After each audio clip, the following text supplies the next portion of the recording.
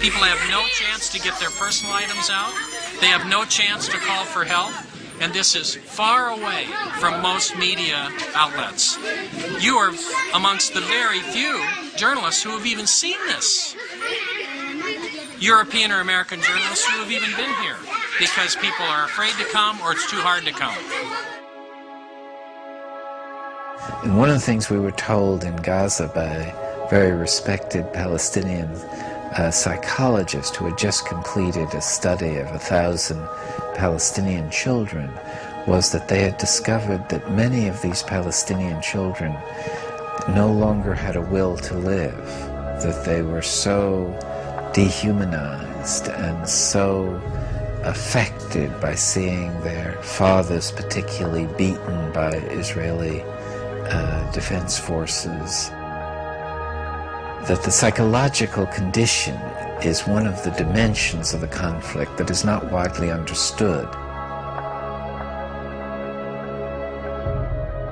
Palestinians called for an international observer force that would stop the violence, but this action was blocked by Israel.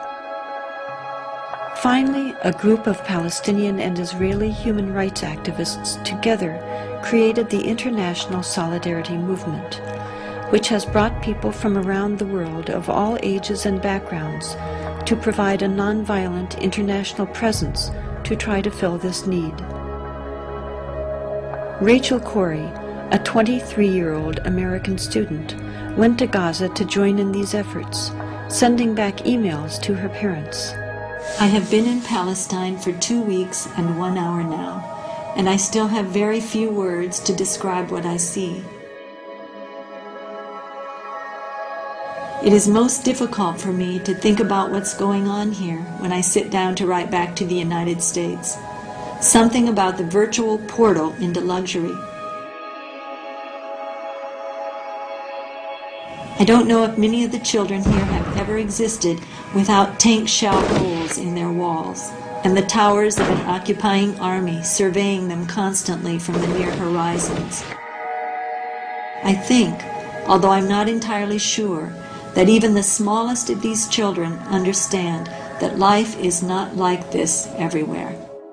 It was Sunday afternoon in Charlotte, about noon actually, and I received a phone call, and my son-in-law, Kelly, was on the phone, and he asked if Craig was there.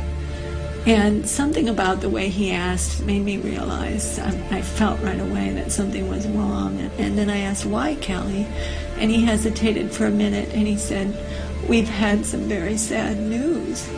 And then my daughter, Sarah, I could hear her in the background, and she got on the telephone, and she said, Mom, it's Rachel.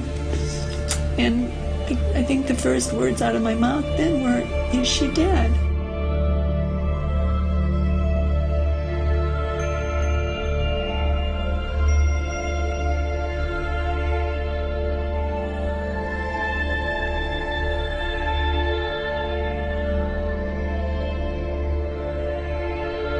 We were opposing the demolition of farmland and other property, Palestinian property, by Israeli destruction forces and bulldozers.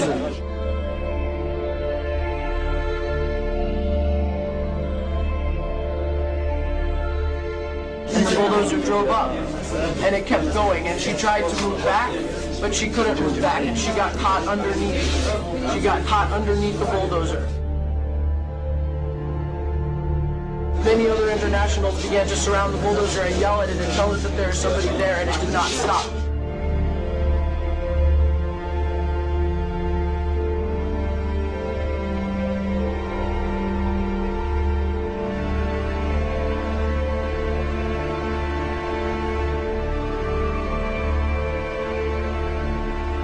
Where Rachel was killed, she was protecting a doctor's home.